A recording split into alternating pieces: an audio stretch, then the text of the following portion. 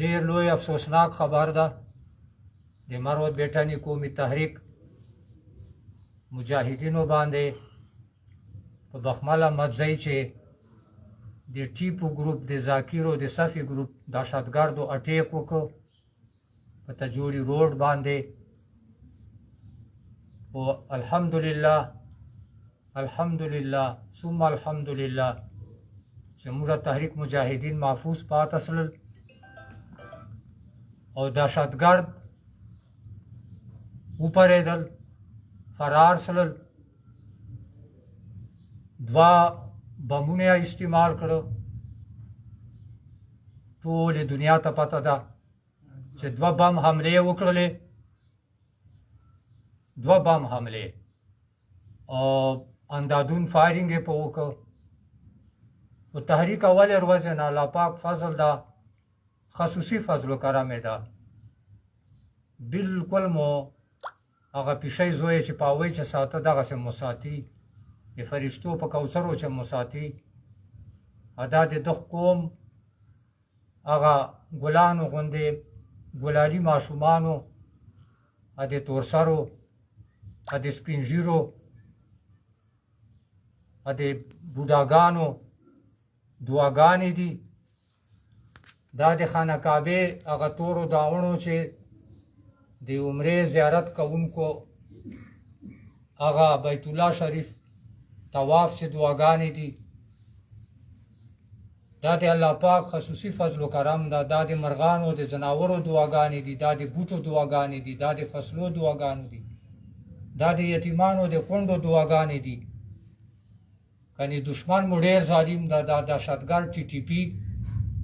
او دا ټول پلان ایم پی ای ایشا انعام الله ده سیف الله برادران پلان ده سیف الله برادران سازش ده ایشا مې د پلان پر ارباسرای ده یو لاندې نور کسان دي په دې چې 114 ته جوړی شامل ده او ډي پی او لکی مروت په شامل ده په دغه پلان چې په دغه سازش کې دا د ما قتل کولو سازش ده دا د موږ تحریک د ما سکیورټي ګارډز د موږ تحریک مجاهدینو قتل کولو سازش ده دا د تحریک کمزوري کولو ناکام کولو ختم کولو سازش ده زه یو ور بیا دا خبره کوم چې دا د سیف الله برادران پلان سازش ده ایشا انعام الله ایم پی ای دې پر مقرر کړای ده ټول سیستم هغه چلایي او دلته نور کسان دي دا نه ته جوړي سوچو په دې چې شامل ده او ډي پی او لکه مروت په دې چې شامل ده دا ټیپو ګروپ صفي ذاکر ګروپ او دا دهشتګرد دلته په روډو باندې شپار ورځ ګرځېږي په مین جي ټي روډو باندې ګرځېږي سره د غټې اصلې سره د بمو سره د آی ډي سره د ډرون سره د کوادکاپټرو سره د ترملو سره د سنایپرو شپار ورځ دلته موږ کلي نه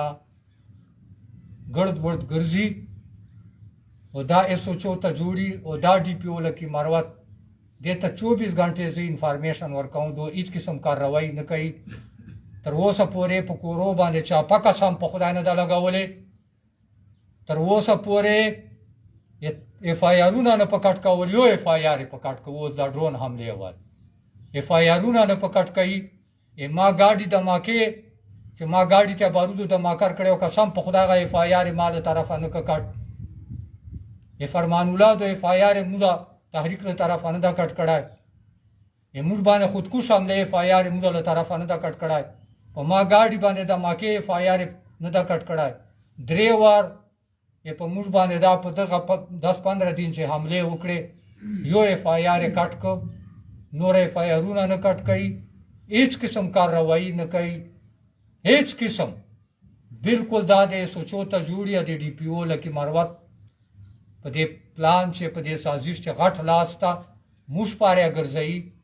د ډي پی او لکه مروت د سوچو تانه ته جوړي دیګه ته دا ټاسک والا کړای دا او ورسره د سیف الله برادران چې ماسټر مایند دي هشام انعام الله MPA موږ د تحریک خلاف ډېر سازشونه وچلول ډېرې منصوبې وچلولې